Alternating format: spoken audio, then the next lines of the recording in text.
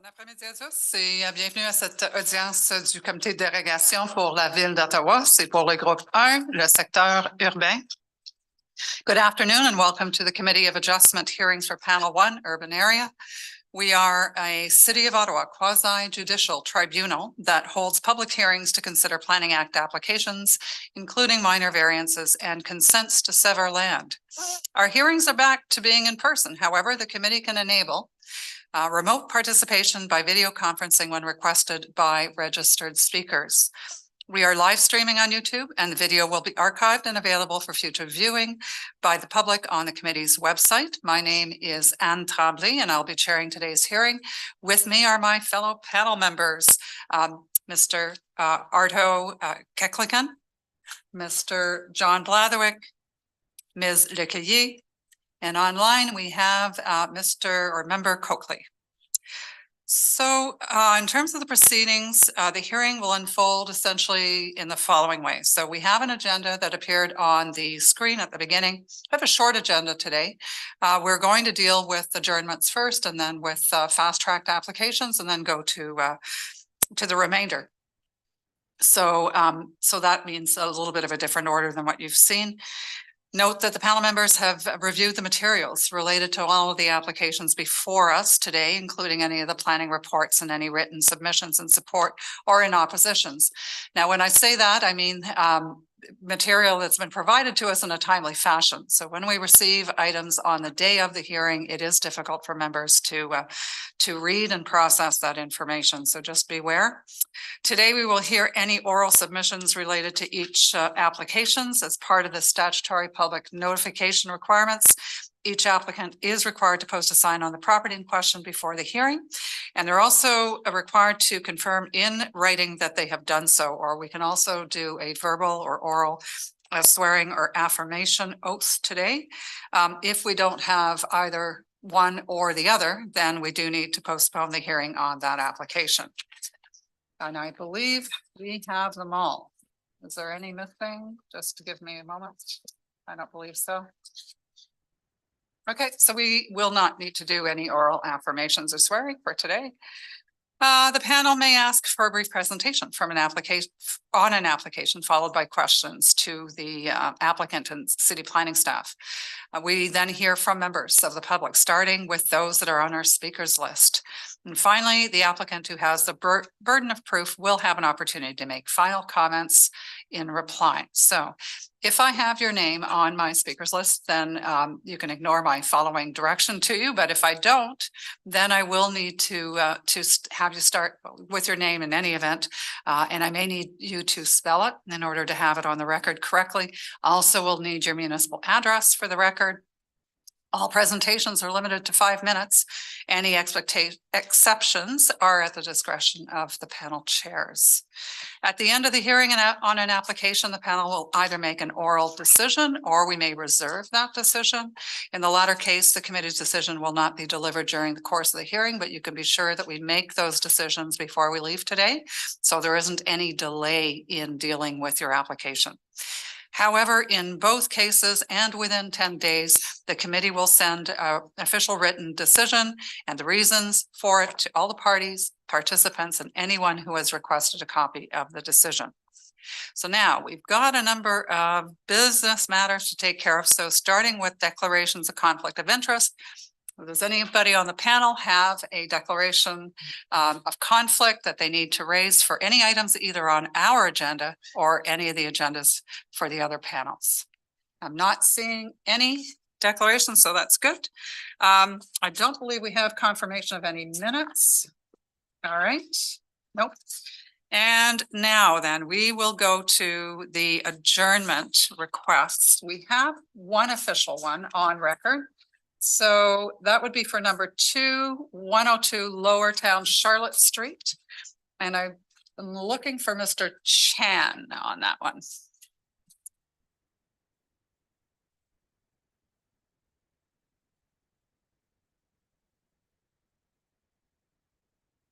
Hello, Mr. Chan, have a seat. Just for the record, repeat your name and give me your address. And then if you could introduce the others that are with you today. You need your microphone, please. Hi, my name is Michael Chan. I'm here on behalf of the municipal address 102 Charlotte, Lower Charlotte. This is one of the property owners, Mr. Lam, and this is Serena. And she's the other property owner. So, Mr. Chan, you're aware that there is a request for adjournment on this application? We're not aware of that because we were asked to provide a streetscape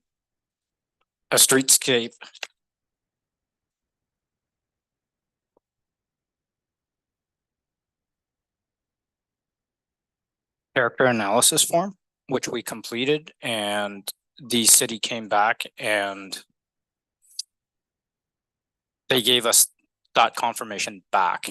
That was Basma's request that she requested on Friday, and we provided the streetscape on Monday, and we got the response back on Monday after, like, evening as well. All right, thank you for that. So I'm going to ask for our planner. So Ms. Alcatan, if you will, please. So our notes suggest that there is a new minor variance based on perhaps that new information and revisions to the existing minor variance. Can you provide some insight, please? Thank you, Madam Chair. So yes, at first the survey was provided that wasn't clear enough to understand what's the proposal. So it wasn't clear that if it was an existing situation or like it was a proposal or what exactly. And like understanding that this enclosure for the Porsche turned the Porsche itself to be part of the existing building. So the minor variances accordingly were changing like the orientation of the main entrance to be to the side instead of facing the main street. And the other thing is that the Porsche is not anymore projection to be a minor variance. It's turning to be like the whole setback for the front yard to turn to be 0. All right, so we do need to revise minor variances, and we're adding which one? I don't think I caught that. So the other one is for the streetscape character analysis, because one of the attributes that is evaluated is the main entrance, having it on the front facade, the main entrance, or having it to the side, not looking to the main street. All right, so Mr. Chan, do you understand what was discussed with regards to that? So in regards to the first point about the minor variance, we got a letter dated August 18th, 2022, in regards to that setback. And we've reflected that minor variance within our application from going to a 0.45 meters setback to 0 since, I mean, the house is 100 years old and pretty much the variance was for 4.5. So if you look at the original letter that we sent in for the minor variance, we actually addressed that issue that Basma is saying now that's not in the application. It was actually in the original letter that we sent, and even the revised letter, it hasn't changed. And it's really based on the request from Marissa Hostel from Zoning and Planning. She's the one that requested that setback to be changed to 0. All right, so I think the issue is that the nature of the minor variance has changed. So Ms. Alcatab, I'm going to ask you to correct me as I go along here, but let's see if I can explain this. By enclosing, you wind up not having a projection, but rather an addition, which is treated differently under the zoning bylaw than a projection. Is that on the first, on the change that we need to the existing minor variance? So that's a change that we need to correct. And then under the streetscape analysis, the front door is no longer in the same orientation. And because of that, and Ms. Alcatim is maybe where I'm going to need your help, we actually need an additional minor variance to allow for that deviation. Is that correct? Yes, 100%. All right. So it does sound like your application needs to be revised, and you will need to recirculate the application to modify the first minor variance and to add the second minor variance. Do you understand that, Mr. Chan? I understand the second portion for orientation, but as I iterated, the whole point of the original minor variance was about the setback and the projection or addition. That's what this whole minor variance is about, right? Is about the setback from going from 4.5 meters, which actually extends into their existing living room, to 0. All right, so I think more discussion with Ms. Alcatab is going to be required on that first minor variance and any revisions to it. One way or the other, we are adding a minor variances on the basis of that streetscape analysis. And because of that, a recirculation is required. So that means that we are proposing an adjournment of this application sine die to give you the time to get the materials together and resubmit to our committee staff. Sure. All right. Okay, so any questions from the members on this proposal for adjournment sine die? Is there, oh, Ms. Alcatab, please go ahead. Thank you, Madam Chair. So because of the materials, it was like submitted late, and we had to do like a couple of revisions, especially with the right of way for the encroachment. Like we had all together, and I have submitted already early morning today a new report, but like there was no time for recirculation. So like the addition of the 2 minor variances, does like the owner don't need to be like frustrated about it. It's all to make things right for him to not come back to the committee of adjustment. So like even we don't have concerns with the new report having all the information right in hand. But like only one information I want to pass to the owner, that's where the encroachment agreement will be for the 2 properties together, because the right of way have all revised the information, and they have the opinion that because the 2 semis are owned by the same owner, the encroachment agreement will not be only for the part related to the this application, would be for the whole property.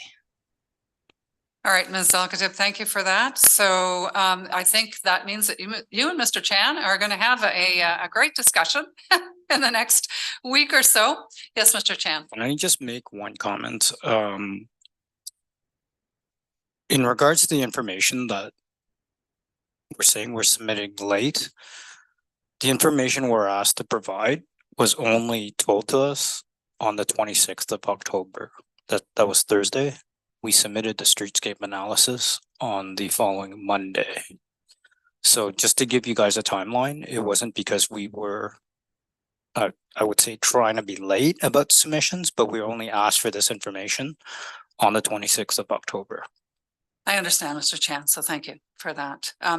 Either way, we're looking at that adjournment sine die. So and I'm going to make a call out again because I don't think I actually did. Is there anyone either in the audience or online who would like to speak to this proposed adjournment sine die?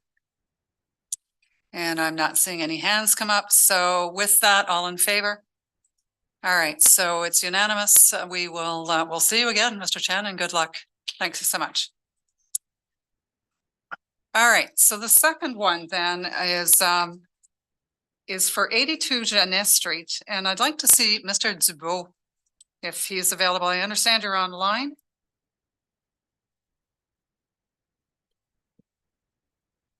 Dubois.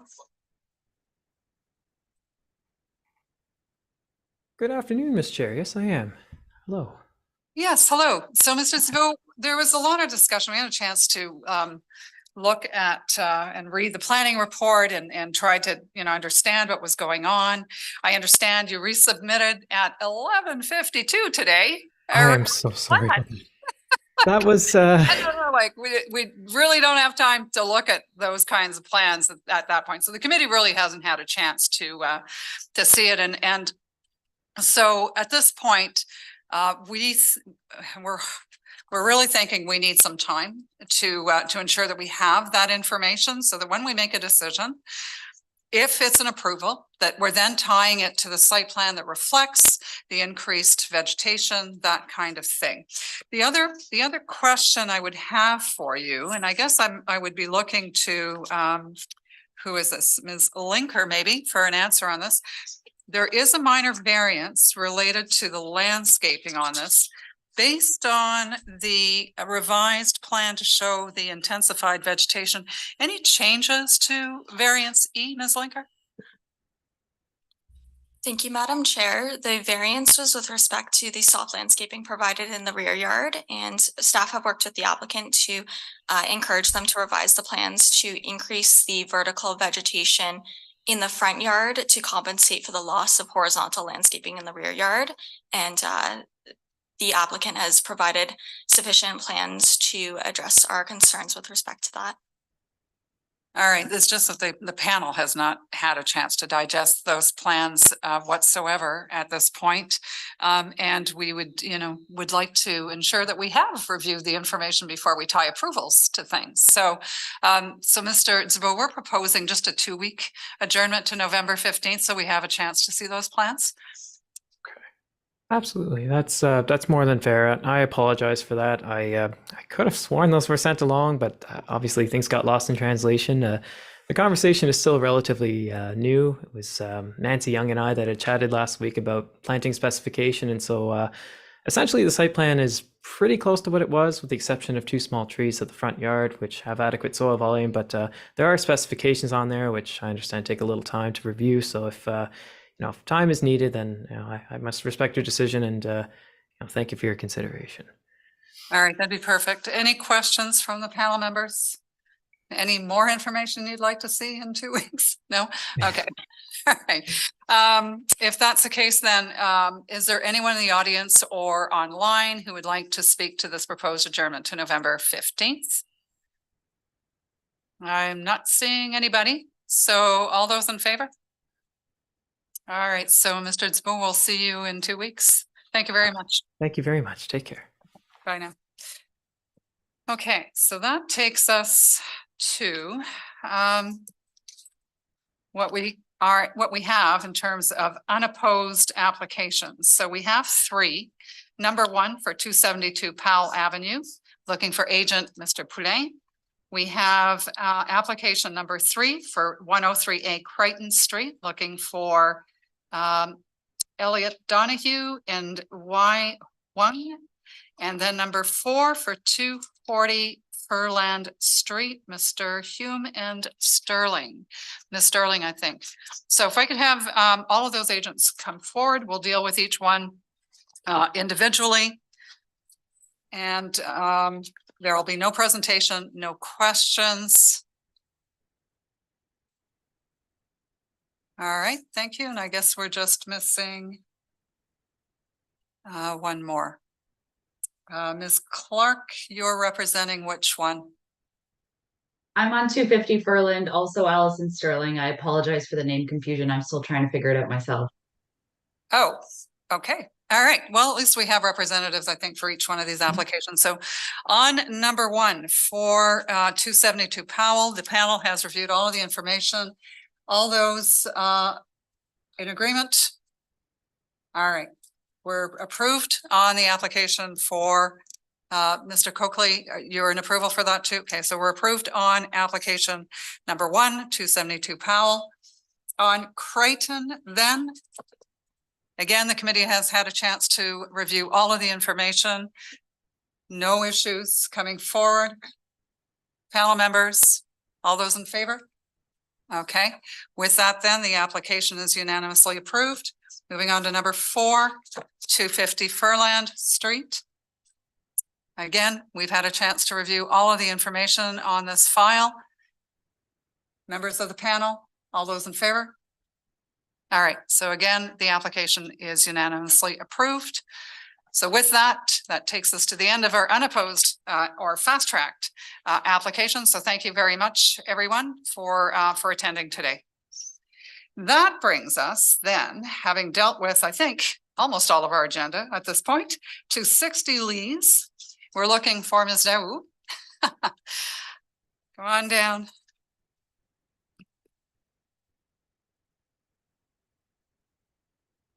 So Ms. Daou, we're going to request a full presentation from you on this. We'd like you to also give us a pretty good overview of the consultation that's been undertaken since the last adjournment, if you could do that. So with that, the floor is yours. Thank you, Madam Chair. Good afternoon, members of the committee. So I do have presentation slides. If the committee coordinators could place those on the screen.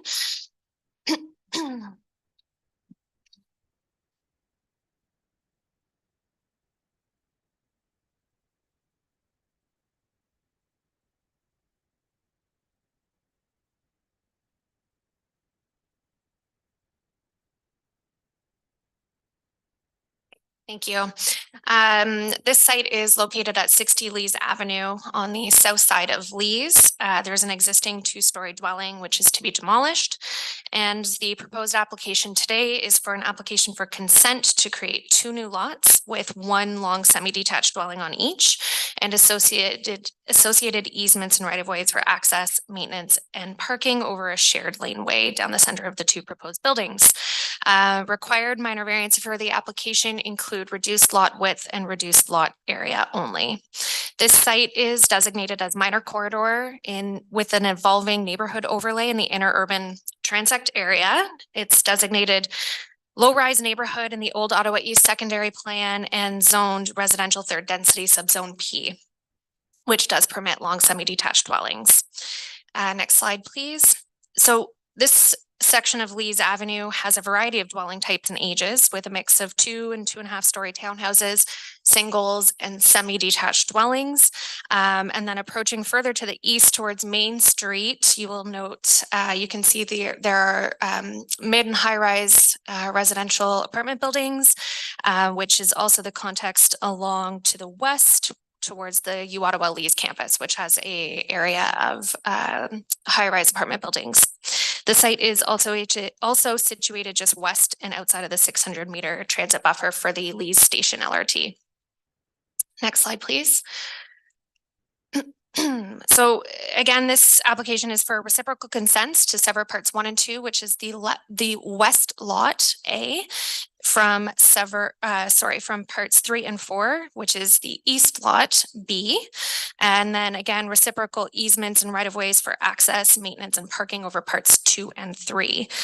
You'll see the resulting lot fabrics shown on the screen. Again, each lot requires a minor variance for reduced lot width of 7.93 meters for each, whereas 10 is required, and a reduced lot area of 245.90 for lot A and 244.7 for lot B, whereas 300 square meters is required for each. Next slide, please. The proposed site plan is here for information. Again, each unit will have the benefit of a shared easement for access between the buildings, leading to 1 parking space in the rear yard for each unit, which will be a permeable materiality. The remainder of the lots are softly landscaped. There is a hydro line across the frontage at Lees Avenue, which prevents tree planting in the front. So there are 2 proposed large growing species of trees in the rear yard, 1 per lot, and that is shown on the tree information report and planting plan that was provided with the application. Each of the buildings exceeds zoning requirements for rear yard setback, front yard setback, and interior side yards. So the buildings can be well accommodated on each of the lots. So again, the only variances sought for the development are lot width reduction and lot area reduction. Next slide. So this is an overview of the rationale for consent, which was also reflected in the planning cover letter submitted with the application. These consents represent good land use planning and meet the subdivision criteria of the Planning Act. The proposal represents orderly development with the provision of a range of housing types and are an appropriate location for growth and development. The development is supported by city policies related to infill intensification and efficient use of this residentially zoned land.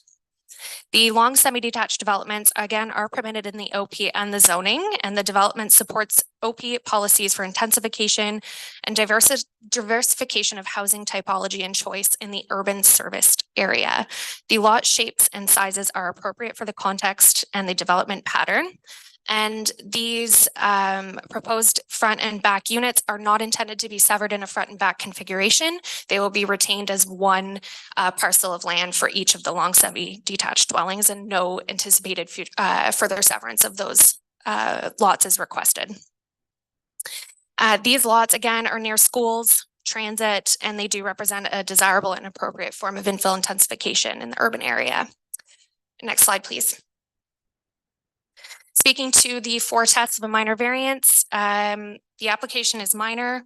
The proposed width and area are sufficiently large to support long semi-detached dwellings. Again, each building will actually appear more similarly to a single detached dwelling from the streetscape, and the massing and scale of these buildings will not overwhelm the proposed lot configuration and are appropriate for the surrounding context. The development footprints, again, as shown on the site plan, will respect or exceed all setback and landscaping requirements on site while accommodating a required right-of-way protection and hydro setbacks both along Lees. There's sufficient area for a large growing tree planting in the rear yard. And again, this neighborhood is comprised of a mix of singles, semis, and towns situated on a variety of lot sizes. The application meets the intent and purpose of the official plan. Given the proximity to schools, transit, parks, and commercial and retail uses, this is an ideal location for low-rise infill intensification. The OP supports a mix of housing typology and choice, including ground-oriented development and larger family size units, along with smaller secondary units as well. The evolving overlay supports intensification and signifies a gradual shift and increase in density from suburban to urban, which may not necessarily reflect the existing character of the community. And the proposal is in line with the secondary plan policies for this area. The intent of the zoning bylaw is met given the lots are sufficiently wide to support larger than required side yard setbacks and rear yard setbacks. Each building can therefore appropriately be accommodated and managed on the sites, again, with no other required relief. And the application is, the development provides, again, appropriate and needed housing choice and typology in a variety of unit sizes and typology in the urban serviced area, which is an appropriate and desirable use of the land. We feel that this development represents good land use planning, and we recommend the application for approval. And just, it wasn't as part of my original application, but just speaking to the additional consultation that you had requested. So we had requested the adjournment. There was a few letters of comments received from neighboring property owners. So the owner took the time to meet with those neighbors, anyone who was available over this past weekend in order to discuss the application, obtain their feedback, and gather their comments and concerns about the project. I wasn't at the meeting, but the owner is on the call if additional information is required for the outcomes of that meeting. But my understanding is that they had a productive conversation about options and development alternatives that were looked at and reviewed through the process. One of the comments, from what I understand through conversations with my client, is that one of the comments was surrounding the overall building massing in terms of the rear yard setback of the proposed development. The owner is willing to look at options to moving the building slightly closer to Lees Avenue to help offset the increase in building massing on the site. But that really will depend on the ultimate road widening requirement from city staff. So we know that a 9.25 meter right-of-way protection is required for this site. The proposed front yard setback exceeds the zoning requirements, but again, there's various factors at play, including the required hydro setbacks and the required right-of-way protection. So if there is, following the provision of the final draft reference plan, opportunity to move the building up, he's committed to doing so where possible.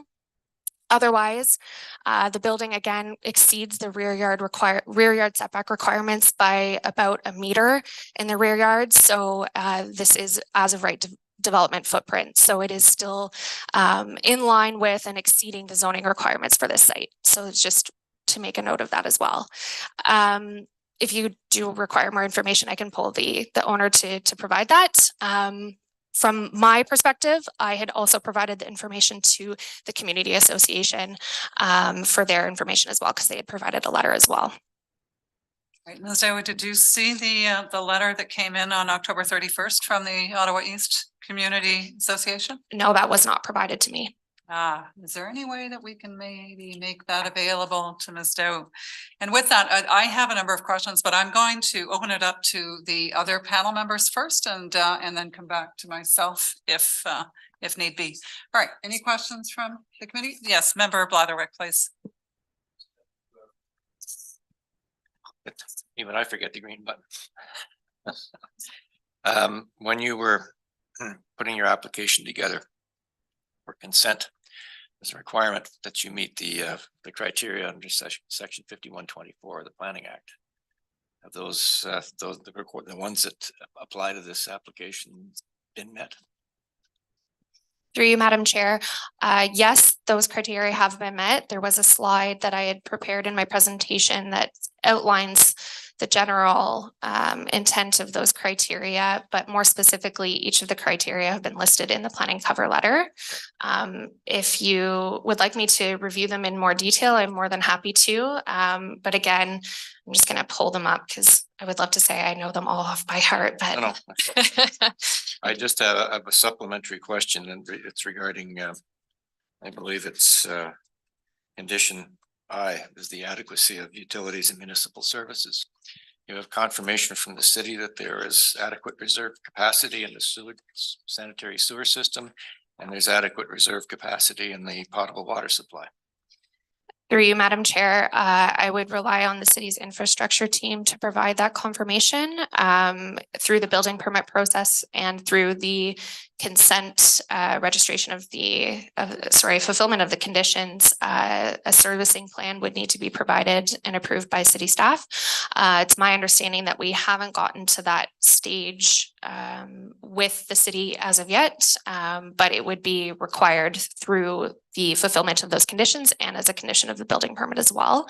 I have not been made aware otherwise that there is not sufficient capacity for the proposed developments. Okay. And the reason I ask is because it's quite clear from the city's materials online that site plan requires site servicing studies, but since we don't have site plan for these types of applications anymore, my question was whether or not a site servicing study would be required, and you've told me there will be. A site servicing plan will be required. Okay. All right. Thank you, Ms. Doe. That's all I have, Madam Chair. All right, thank you, Member Blatherwick. Member Coakley. Thank you, Madam Chair. Excuse me. Ms. Dow, I think it was your first slide where you presented Lees Avenue and the positioning of the site on Lees. I noticed that there were some lots on the other side of the road, I think 51, 53, 55 maybe, that appear to be more or less the same size as what you are attempting to have us agree to here. I was just wondering if you are in any way able to sort of comment. Are you aware of how big those lots are and how your lots would would equate to them? Through you, Madam Chair. Thank you. Yes, we had done a desktop review of GeoOttawa measurements of those lot sizes, and the lots are comparable to several in the immediate context. Across the street, there are examples of semi-detached and single detached dwellings and townhouse dwellings that range from 5.4 meters for a townhouse dwelling in width, up to 8, 9, and 10 meters. So there is quite a variety in the lot fabrics and configurations on this street. There are examples of single detached dwellings with a 7.6, 7.7 range of lot width. Again, this is GeoOttawa measurements, so it's approximate. But given this configuration will be not severed in a front to back unit typology, it'll appear more like a single detached dwelling from the street. And the intention being that the design is smaller than actually permitted if built to its full capacity, to not overwhelm the streetscape and to be compatible with the existing typology that is there along Lees. Thank you. Anyone else in the committee? All right, so my question is very much like Member Coakley's with regards to some planning evidence on the lotting fabric, surrounding lotting fabric. So we do have your verbal evidence for that, but Ms. Dow, in the future for something like this where you're looking for some, so not like, how would I put this? So they're not insignificant in terms of the reductions that you're looking for. So a lotting plan often really helps, even if it's based on Geo Ottawa. So, so just keep that in mind if you could. All right, so the other area I want to explore then has to do with this right of way and the impact of that right of way. So you've talked about possibility of moving the building forward. If, that makes it difficult for us if we tie things to plans, obviously, and I want to understand the impact of the right of way, because in my experience, that was taken out of the equation with regards to how we would deal with these. So is it Ms. Linker on this application? Can we hear from you, please? Yes, thank you, Madam Chair. I'm sorry, can you repeat the question that you'd like me to answer?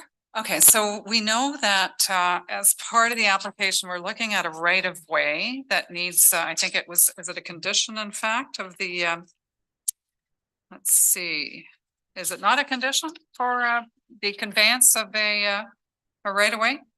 Thank you for clarifying.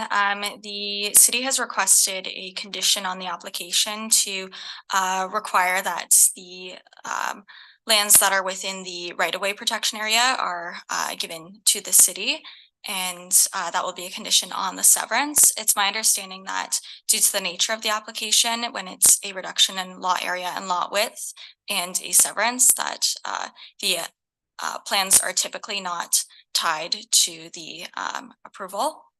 So if the applicant were to shift the building forward in the future, then it would not cause any red flags at building permits when they do review it for aligning with the Committee of Adjustment decision.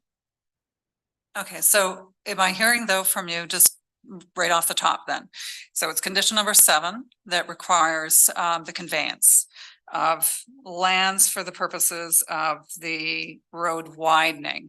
So that doesn't affect then any of the minor variances before us today with regards to that. Is that correct? Thank you for clarifying. Sorry if I misunderstood your question earlier. There is a section in the zoning bylaw that allows for these lands that will be given to the city to be legally non-complying, so they are allowed to use the original front lot line in the zoning for this development and not the new lot line based on what lands are going to be given to the city. So this right now is zoning compliant and it would not impact the proposal or decision. All right, thank you. So Ms. Day, I think I got a little confused with some of your comments because it sounded like you had thought that there would be an impact. So are we good with this? Through you, Madam Chair, if I understand correctly, as Ms. Linker pointed out, it's my understanding as well through various conversations with planning staff and with zoning examiners that there is no tying to plans when it comes to lot area and lot width reductions. So with that to say, with the right-of-way protection requirements, if there is a need to move the or an ability to move the building forward, depending on the outcome of where the center line measurement is, following the completion of the draft reference plan to convey those parts to the city, the building could be moved closer to the current front lot line and still not have an issue in terms of zoning compliance. Okay, so 2 issues. Whether or not the right of way actually affects your zoning compliance, and the answer is no. And then secondly, whether or not tying to plans for a lot width and a lot area is I don't know, good practice, I guess, is at the end of the day we can. But I understand what you're saying with regards to, maybe tying it generally to plans and allowing for that slight movement if it were to happen. And that would have to be discussed, of course, with planning staff to determine exactly how that would happen to ensure that you continue to be zoning compliant. Okay, so I think we understand that. Is there any other questions from the members in any way on this application? All right, so before we go any further, any comments on the conditions, Ms. Dow? You've got 9. Yes, we've reviewed the conditions and had some discussion with planning staff. The only condition we have concerns with would be condition number 9. the requirement for a noise attenuation study. We recognize that this site is in proximity to Highway 417 and is on an arterial road, and don't disagree with the requirement for noise clause and mitigation measures. However, we feel it would be redundant and overly onerous to require a full noise study, when instead perhaps we could introduce a condition that would necessitate the typical former condition that used to be used, where the noise clause would be registered on title, and any mitigation measures would be used through the building design. So we would suggest that the noise attenuation study requirement be removed and the development agreement associated with that, and instead simplify that requirement with the warning clause on title, the typical condition that used to be applied. And I provided an example of that to planning staff as well. I do have it in front of me if you would like me to read it. No, so Ms. Dewey, we're very familiar with that. So what is actually is a noise warning clause on title, which means that there's absolutely no mitigation that's required as part of that. So the noise study itself is to identify what types of materials, like stone, brick, that kind of thing, massing, helps to reduce the impact of noise. So in this case, staff is asking for that study in order to identify those mitigation measures and to have them applied as part of the building materials as you would move forward with development. So typically we do impose that condition if staff believes because it's being triggered by a policy in the official plan for good reason that should be in there. In this case, we're looking at 2 new lots, 2 new tenants, very close. I know the area, I live in the area, so I know it very well. Very close to the Queen's. I'm much further and I hear that 417, I can tell you, at night. And I don't know if you guys have been reading about the drag racing, but I can hear it. I think others would be able, even closer, to be able to hear it too. But I am going to open it up for discussion on that condition to our panel members. Thoughts from our members? Member Blatherwick, go ahead, please. How far will this, Ms. Doe, how far will this building be from the 417? It's through you, Madam Chair, I believe about 170 meters from the 417. I would have to remeasure that from the edge of the 417. Yeah, because typically we don't impose this if you're 400 meters from this kind of a highway, but within that 400 meter range, yes. And in the past, we've always applied. So I'm in favor of leaving that clause the way it is, that condition. All right, thank you, Member Blatherwick. Member Dickey. Yeah, I concur. All right, thank you, Member Kicklicken. Sorry, Madam Chair, I'm presuming that the study requirement is to identify first the issue, the problem, the noise levels, and then recommend attenuation measures, or if any. So I think it would be very helpful to proceed with that. I support it. All right, thank you, Member Coakley.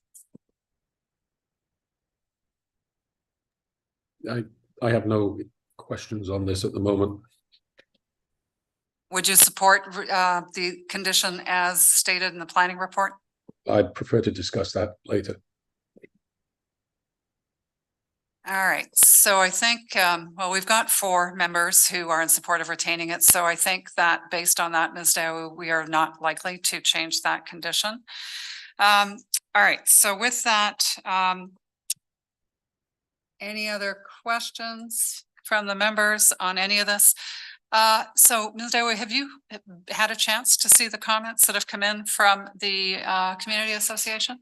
Through you, Madam Chair, I apologize. It's hard to read and also listen to everything that's going on. So, you know, I can certainly appreciate, and I kind of glanced through it. I can appreciate their comments, absolutely. I struggle with receiving them quite late because, especially I had submitted the plans and the explanation of the project to the community association about a month before this application was actually processed. And the president of the community association came back to me and said that they typically do not oppose any applications unless it's associated with a rear yard setback variance, which this application is not. That was the only communication that I had back at that time. I can appreciate that, you know, you get more detailed information as things progress with the circulation. I just think it would have been productive at that time to have received these detailed level of comments and concerns from the community association. It would have provided us with sufficient time to deal with it. And this applies also before the original adjournment as well, because there was sufficient time in between then. I would have provided more information, more explanation, and more detail had it been requested at that time. Nevertheless, this, yeah, I haven't had time to review it in detail. All right, that's fine. We have Mr. Dance online in any event. And Mr. Dance, if I'm correct, you are, yes, you are the signatory on that letter. So we're going to open up the public portion and we're going to start with you, Mr. Dance. We have a Sorry, number- Madam Chair. Sorry. Yes. I believe Ms. Linker had her hand raised. Oh, sorry. Thank you for catching that. Yes, Ms. Linker.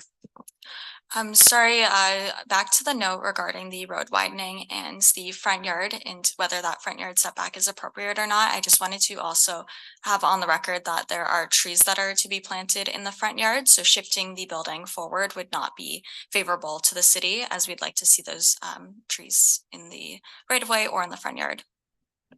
All right, thank you. That will, I'm sure, come back up as part of the discussion. So, all right, with that, back to being on the public hearing side. So, Mr. Dance, I'm going to give you first up, being that you're representing the community association, but we do have some neighbors as well who had indicated that they would either participate in person or remotely. But with that, the floor is yours. You have 5 minutes, Mr. Dance.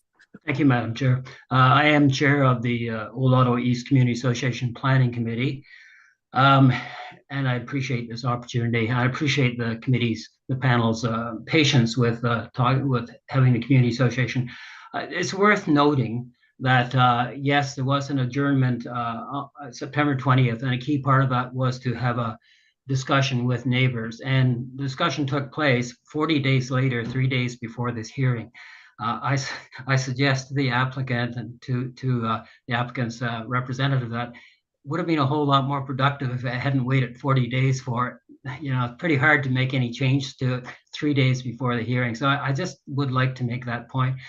That said, the discussion, from what I hear of those who were at it, it was good because the neighbors got to better understand what was proposed, and as I understand, the applicant was forthcoming and indeed responded in writing the next day. So it's just to say, while the agent seems to be complaining about not getting our comments, which were produced yesterday in advance, our comments are primarily based on what was previously provided to the Committee of Adjustment back on September 20th. And I'll come to that in just a second.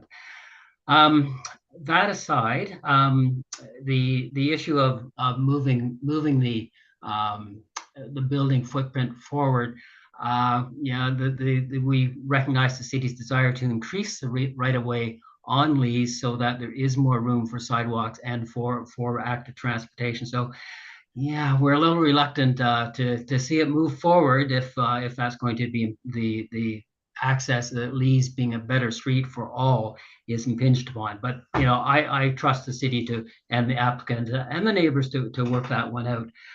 Our fundamental issue with this was that we do not regard this requested lot width reduction of about 20% to be minor. I mean, that's the fundamental test, one of the 4 key tests.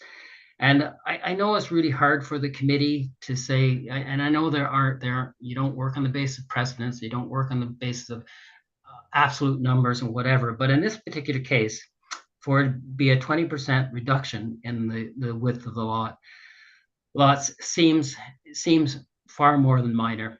And that's our view. And I realize that it's up to the committee to determine whether or not that's minor or not. And I mean, I see some for your next meeting that there's one application for even more than 20%. But I do think this is a fundamental issue in how small a lot can be. I also, in speaking of not seeing things, I haven't seen the lot plan analysis. I probably should have done it myself in terms of what else exists on both sides. I haven't seen it. We heard what was said, but we have not seen it. It should have been part of this submission to you. So again, our fundamental issue is that we do not see the requested variance as being minor. The other point I'd raise, and a positive note, is that the applicant has said that there will be 2 large trees at the rear, bur oaks, in fact, and that's a very positive thing. We appreciate that. And with soft landscaping at the back, they may grow. We sure hope they do. So that's a positive thing, that there will be 2 species that can, be real canopy trees, is which we really need in the center of the city. So that's a very good thing. We also would suggest, though, there may be opportunity to put one in the front. I realize there's hydro wires there, but we work with the city all on the redevelopment of Main Street that many of you know about, to get the trees underneath the hydro wires. They're just not the tall species such as those being proposed for the back. Our final point is, in our letter, as you've seen, there are specific conditions that we'd like to see, that notably there's a maximum of 2 parking spaces at the rear. There aren't balcony projections extending into the front and rear yards, and that there's strict adherence to the site plan drawing dated October 28th. So those are our points, Madam Chair. I thank you very much for this opportunity. I think it's really good that you let community associations, let us all speak. I do, though, really encourage applicants, and I wish you would too, to talk to neighbors well in advance. That's the most important thing, to explain and ideally adjust too. Anyway, Madam Chair, thank you very much. All right, thank you, Mr. Dance. I have a couple of questions for you. So we had already adjourned this application some time ago, so that would have been in September. I can't remember the date exactly, but so had you thought about reaching out yourself to Ms. Dow, to the applicant? Absolutely. She failed to mention that. I contacted her 3 or 4 weeks ago asking when they were going to meet with applicants, and I didn't get a response for well, I guess 3 weeks. So I did reach out indeed. And my fundamental thing here was I wanted her to talk with neighbors who are most affected.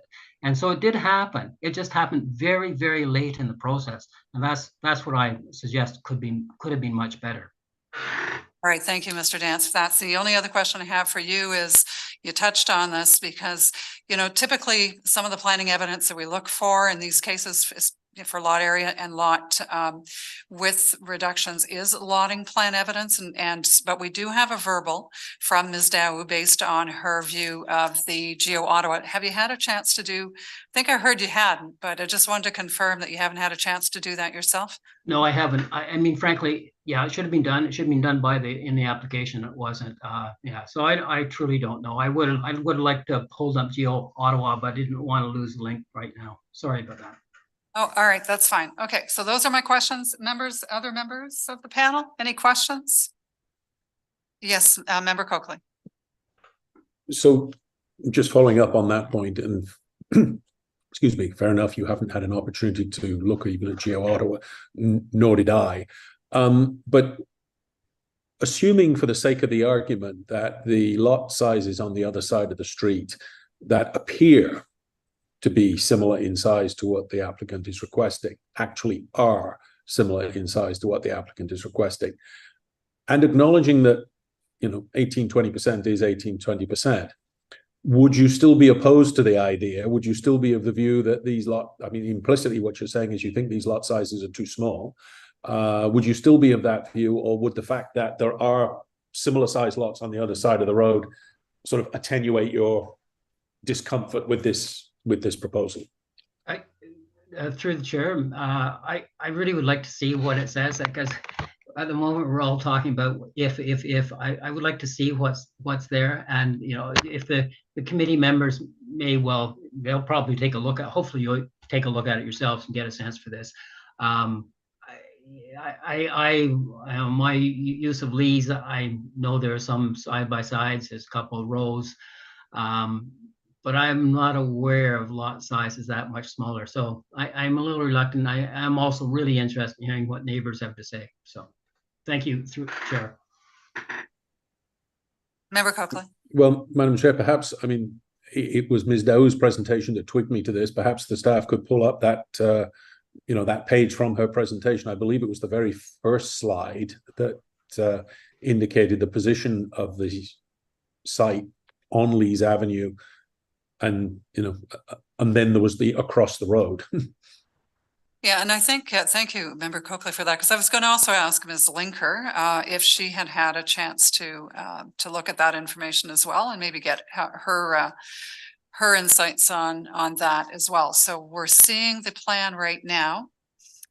Would you mind, Member Coakley, if we heard from Ms. Linker? Yeah, no, I would just point out, as I looked at it, you know, it looks very much to me as if 51, 53, and 55 Lees are in the ballpark of what the proposal is here. But again, I accept that this is just an eyeball. It's not an exact measurement. But I'd appreciate, yeah, Ms. Linker's comments as well. All right, thank you, and I can see that as well. So Ms. Linker, please, did you have a chance to look at the surrounding lotting fabric? Thank you, Madam Chair. During the pre-consultation phase, staff looked at the surrounding area to determine if this was a lot size that was seen frequently on the street or within the neighborhood, and determines that we thought that that was appropriate for those reasons. We also encouraged the applicant to look at the same when they wanted to move forward with this application. And in addition, when staff are looking at a reduction in lot size, we are trying to see if all functions associated with introducing this typology can be accommodated adequately on the site. And through staff's analysis, we believe that this satisfies that requirement and have no concerns with the reduced lot width and lot area. Thank you, Ms. Linker. Any follow-up questions, Member Coakley? No, again, I would just, as I say, to my eyeballing, it looks as if, sorry, could they pull that slide back up?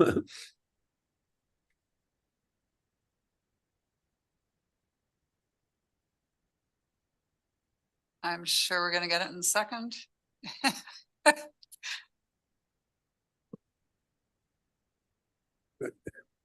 Thank you. And just so we're clear, I mean, to my mind, this isn't a slam dunk argument. But it does look to me as if 53, 55, possibly 51 Lees, indeed 64 Lees just up the road from number 60. And then if you look on Rosemere Avenue, 63 and 65 appear to be fairly narrow lots, 55 and 57 as well. So my only point is it does not look to me as if the proposed lot sizes are inconsistent with other lots in the neighborhood. So that would be, you know, again, if anybody wishes to challenge me on that, by all means, but that would be my view. All right, thank you, Member Coakley. All right, so with that, I think we've talked about lotting enough at this point. So I'm going to go to our next speaker. Looking for, and I've got two names, Lisa Yeomans and Scott Smithers. Do we have either online?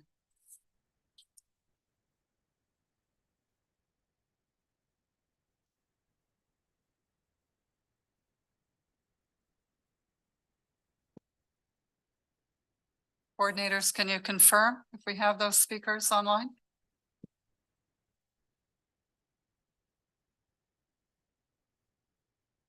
Madam Chair, they don't seem to be online. Okay, thank you. Looking then for Marika Versailles and M. McEntee.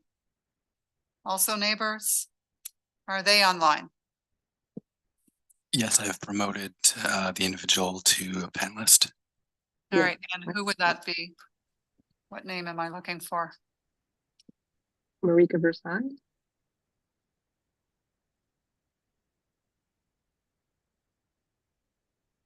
Are you able to hear me? Ah, sorry, I see that you're on the phone, so Correct. Is that correct? Okay. All right, so you have the floor and you have 5 minutes. So, and your name again, just are you Marika Versailles? Yes, that's me. Ah, there, thank you. That is helpful to see. Otherwise, I don't see. I feel like I'm speaking to the dark space. So go ahead. The floor is yours. We have 5 minutes. Thank you very much. I hadn't really planned on speaking today because it seems very formatted, and I apologize if I don't have a prepared speech. I live at 56 Lees, which is the shared driveway currently with 60 Lees. So I will be very much impacted by whatever construction goes next door, directly next door to me. We did meet with the developer Sunday afternoon in my home. I think all present felt we were pleased with the conversation. We do have reservations on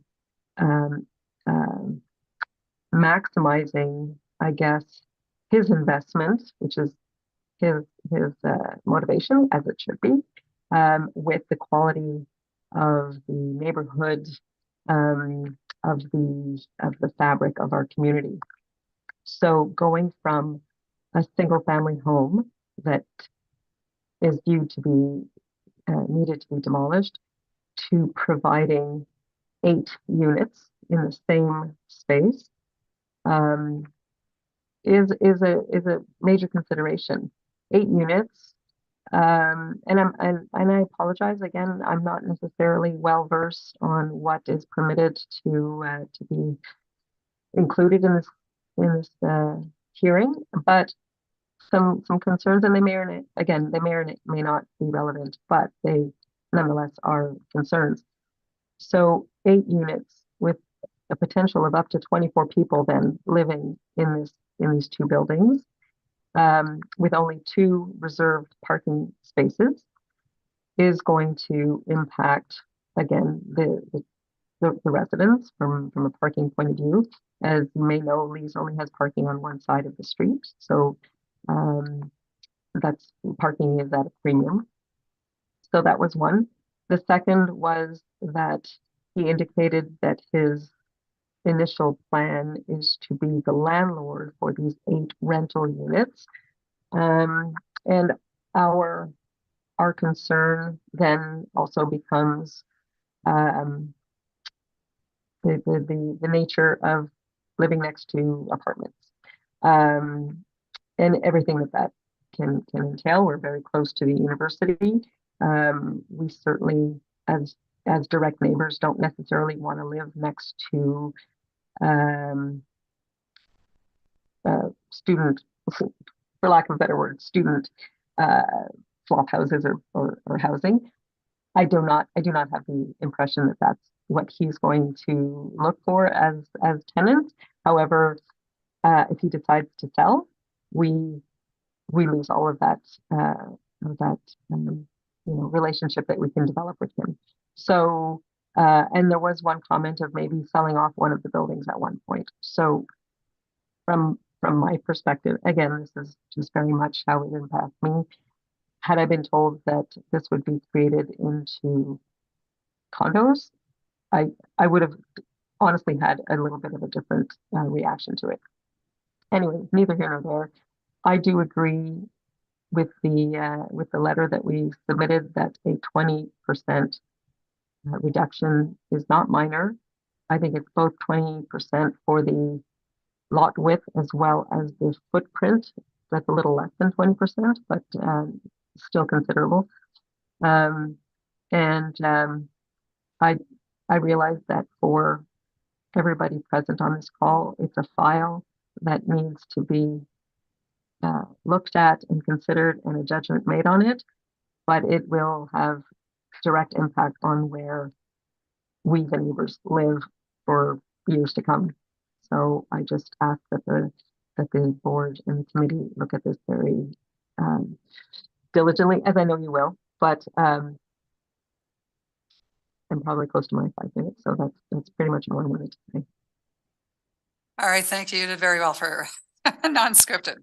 So with that, I'm going to see whether anyone has any questions, the members, for you.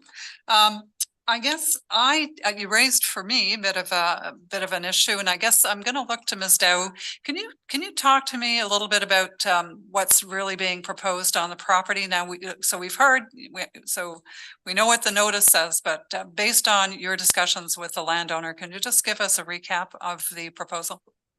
Thank you, Madam Chair. My understanding is that there will be 2 primary dwelling units on each lot per the semi-detached configuration and associated secondary dwelling units for each of the parcels.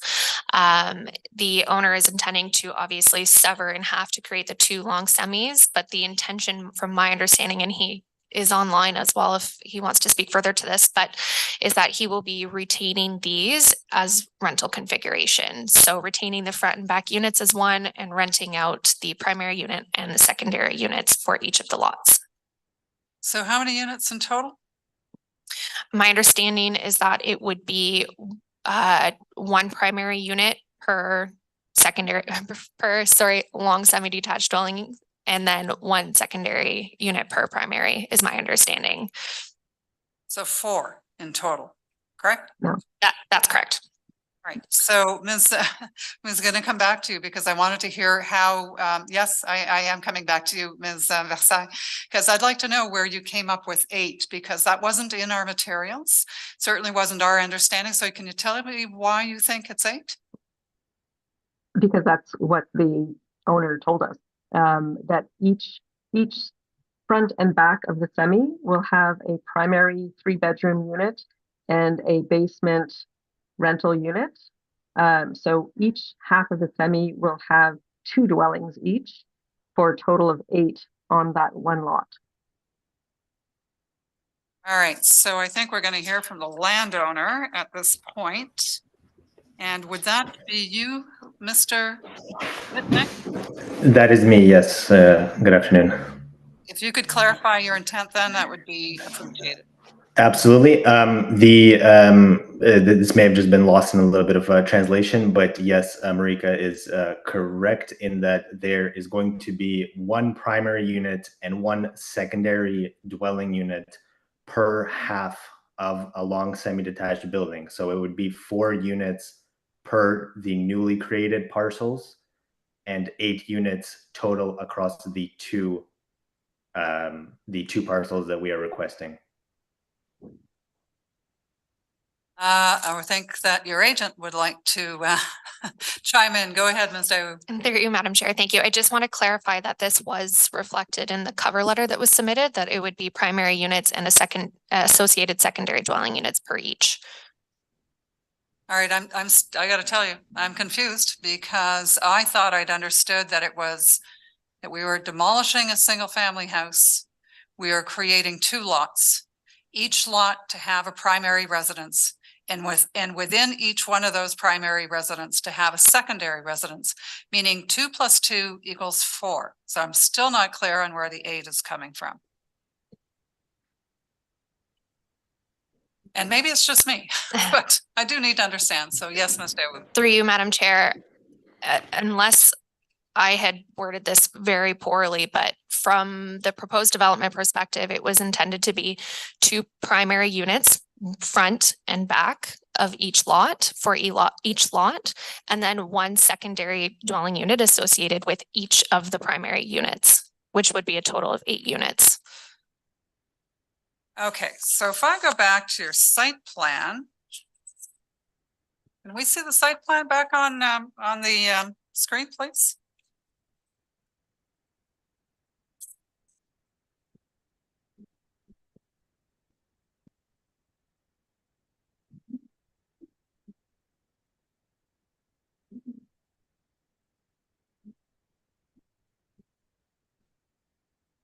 Looking for the site plan, not that one.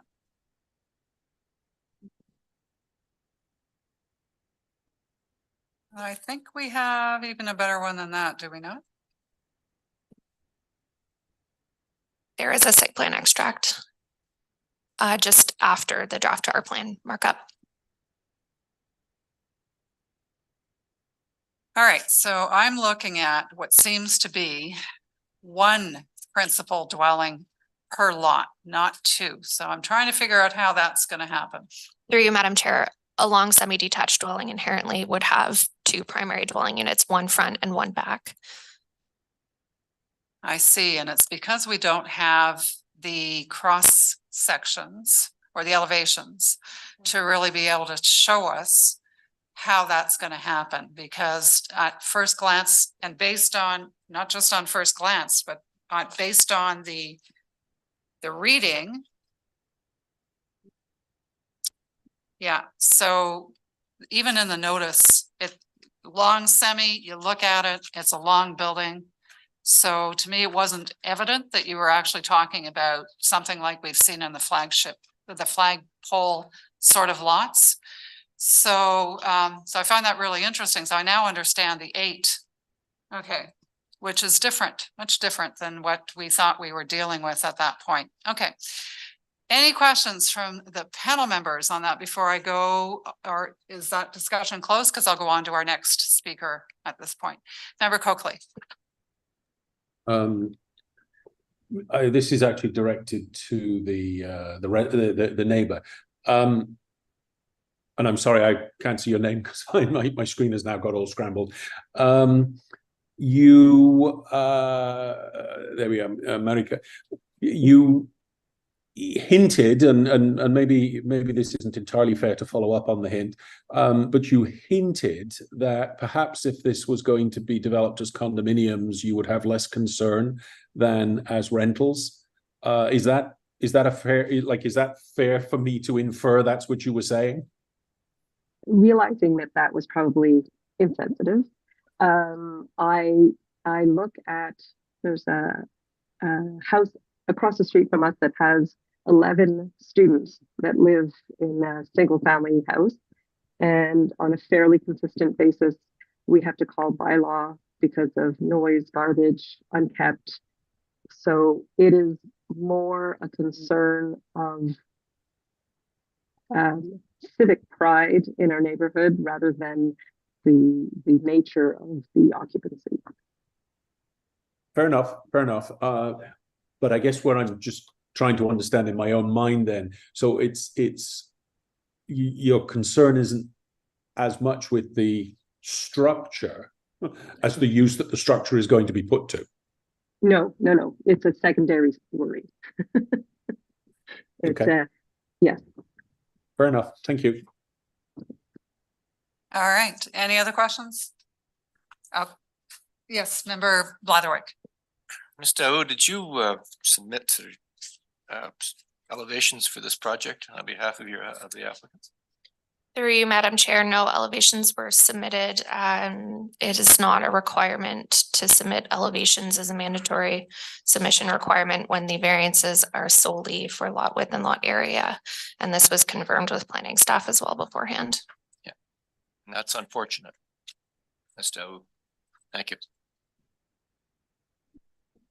All right, I'm going to go to the next speaker on my list, Ms. McCrae. Do we have Ms. McCrae on?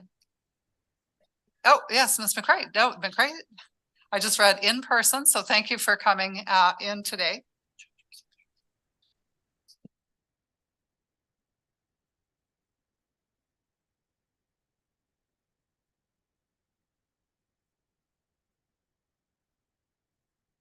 So Ms. McCrae, if I can just have you confirm your municipal address. Yes, thank you. 64 Lees Avenue. That's 2 doors down from this property. It's one of the skinny ones on the street. I just have written something, which if you don't mind, I'll read. I did send you a letter before with all of the points, but I'll just carry on here. After our 3-hour meeting with Mr. Mitnick, we were hopeful he would be able to make some adjustments to his plan as presented here to lessen the impact that these massive buildings will have on our enjoyment of our properties. The outcome was that he couldn't change anything because it would cost him too much money. One person at the meeting asked him if he would want to build next door to to this house? His answer was no. Or if he would want this built next door to his house, and he answered no. He could see why we don't want this, but that if he had to sell the property, if you don't grant him this, it would, another builder would be permitted to build something perhaps even more bulky and it could be worse. At the meeting, he assured us that there would be no windows facing east or west, so that we would be looking at a solid 36-foot wall. And I must add there that this is on a hill, and my property is about 6 feet lower than this property, so it's actually over a 40-foot wall that we'll be seeing, or in height anyway. He would be willing to work with us on the siding material and color, which is nice. That's the long and the short of the outcome of the meeting, and it comes down to trust. He seemed like a nice person, but there's no guarantee for us that we will have any say whether the wall we get to look at from our backyards is black or white or any other color that, anyway. I would like to say on the record that I think the concept of the long semi is an abomination in this neighborhood, except on a corner lot. I would like to say on the record that I think that the idea of the character of a neighborhood being simply what a property looks like from the street is short-sighted. I know this isn't exactly what you have to consider, but on our block, and indeed in our neighborhood as a whole, if you were looking at the plans of all the houses in the neighborhood, everyone has homes of similar depth on the lot. Putting a long semi in the middle of a block affects everyone who lives there. I do know that it's permitted and you cannot disallow what is permitted. My point for the record is that it should not be permitted. I still find that the variance asked for is not minor. And if you went to the doctor and he found that instead of weighing 150 pounds, you were 120, he would be very alarmed, although we might like it, I don't know. However, if you should grant permission for these buildings, I would like to request some guarantees. I would like a written guarantee that the snow, which we were told would be cleared to the back of the property, would not be pushed against the proposed new trees, that these trees would be protected.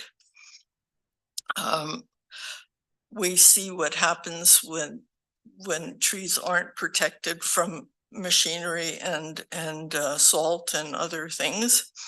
That the air conditioners be not on the east or west walls of the buildings. We have already seen in the neighborhood an example of 4 air conditioners placed along an exterior wall feet from an existing bedroom window. That's on another street in our neighborhood. The garbage be stored and amassed in an interior laneway or in a shed in the front, but not along the exterior walls or in the backyard. The windows will not be along the east and west exterior walls, so we don't have windows people staring down into our space.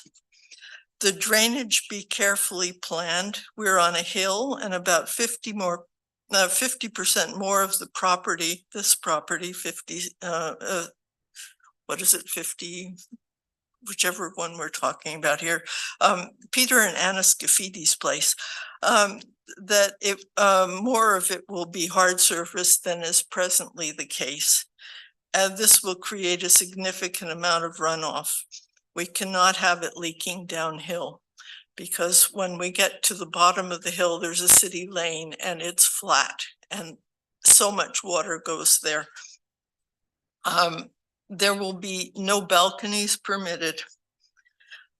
Those are the things I would like written guarantees somehow that don't happen should this be accepted.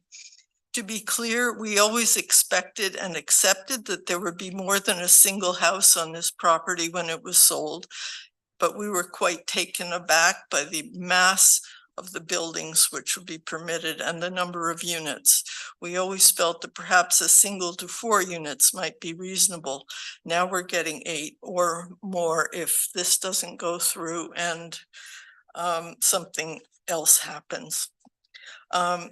That's a major change, and I thank you for your time. All right, thank you, Ms. McCrae. Just want to make a comment, though. There are some of the concerns that you're looking for in writing as a guarantee is outside of this committee's purview. We are dealing very narrowly today with lot width and lot size. The next step in terms of the evolution of the design of the development, that in my mind is where the additional discussion should not stop between yourselves, community association, and the developer about what that will look like. The only time that anything would be back to us is if it's not in compliance with the zoning bylaw. In that case, it would come back here for a variance, and that would be, we'd have a new discussion about that.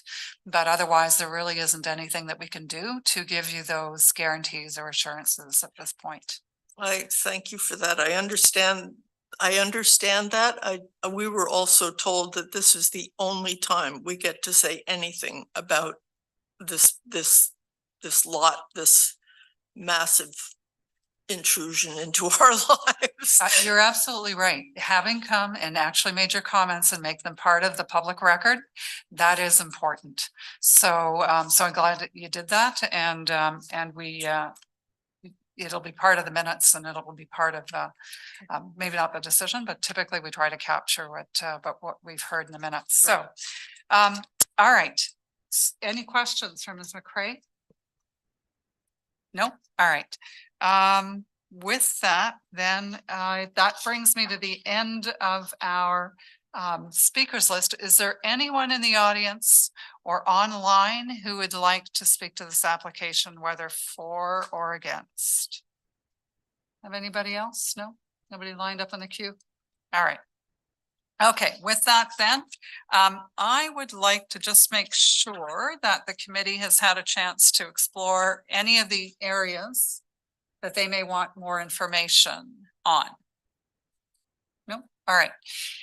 Then I think I can safely say we're going to go to a reserving on this application for both the consent and the minor variances.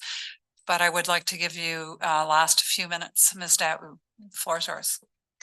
Thank you, Madam Chair. And I appreciate all the comments that we've received and the discussion that we've had today. I want to apologize for not providing a more detailed lot configuration overview. I do know that the planning cover letter had imagery with the lot lines, but there should have been a more detailed measurement shown. I often struggle with providing too much detail in my cover letters, so apparently I went the opposite direction on this, and I do want to apologize for that. But just based on the mapping and based on the measurements that I have done on this site, there is a very wide variety of lot configurations on this street and within the surrounding community. And I know we've had discussion on that, but I just want to reiterate that between the singles, the semis, the towns that have been provided in this area and already exist, there is a very wide lot fabric configuration. And you'll note that 60 Lees is almost one of the larger lots that's still left on the street. And the severance of that in half really will not, from the streetscape nor from even an aerial imaging perspective, be different than what is already existing. There may not be other long semi-detached formats in the site, but as we know, it's a relatively new concept from a development perspective. So I'm sure as new development progresses, we'll start to see more development typology in that format. This is a minor corridor with an evolving overlay. So again, I can appreciate comments regarding character of a neighborhood. This application seeks to strike a balance between providing very much needed rental housing in the area, within proximity to transit, within proximity to schools, while not deviating too far from what the existing character is. So with that, I think I'll leave it at that. We've had, quite a bit of discussion. The owner has looked at all various building typologies that could work on this site. Anecdotally, theoretically, 3 townhouses could fit on this site with only a 0.3 meter wide reduction in lot width and a 1 square meter reduction in lot area for each of the townhouses. So when you consider the type of density that could fit on this site otherwise, townhouses and semi-detached dwellings, they're all within the same realm. That would really only prevent 1 additional primary dwelling unit than what's being proposed, but would in fact have a much larger building footprint. So we think that this is the best option for development of this site to provide that housing. I'll leave it at that, and thank you very much. I just have, based on what you've just said, just another question then. So are you suggesting that if they went with a townhouse development that you could be looking at up to 12 units? Is that correct? Theoretically, it would be 1 primary unit per 3 lots, 3 new lots, and then associated secondary dwelling units. And with Bill 23, the permitted secondary dwelling units could be 2 additional units per primary unit. So 9. Okay. All right. Got that. All right. I think that wraps up the discussion then. Thank you, Ms. Dow. We are reserving on this, and you will get the decision in writing in due course, as you know. So thank you. And Ms. McCrae, thank you for coming in today. We really appreciate that. We like seeing people in person, so it's great. Thank you. And with that then, if everyone agrees that our business for today is over, we are adjourned. Thank you very much. Thank you. Bye now.